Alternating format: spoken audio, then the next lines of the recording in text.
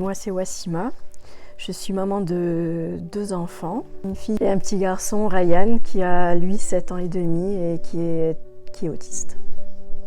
Alors tout d'abord, l'annonce du handicap.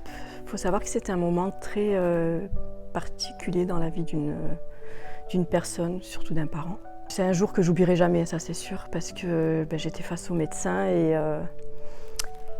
malgré que j'étais quand même préparée à l'entendre, puisque l'idée avait commencé à faire son chemin dans ma tête depuis au fur et à mesure des séances et des consultations, mais le jour où on nous a vraiment posé le diagnostic et l'annonce du handicap noir sur blanc, j'ai eu comme un choc.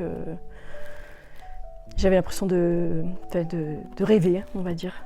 De rêver que, non, ce moment, si, il est là, il est concrétisé, c'est écrit, voilà. Je me suis sentie seule, en fait, perdue. Par où je vais commencer, qu'est-ce que je dois faire quoi, je me sentais submergée, en fait. Je savais pas comment réagir et par quoi commencer pour aider mon fils. Je pense que l'impact majeur, ça a été de revoir toute sa vie de famille, en fait. Parce qu'on est rodé dans un train-train quotidien, on va dire. Chacun a sa vie de famille, ses projets.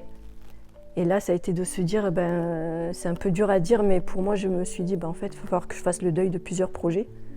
Parce qu'il va falloir y a des choses qui ne vont pas être possibles, par manque de temps, manque d'énergie.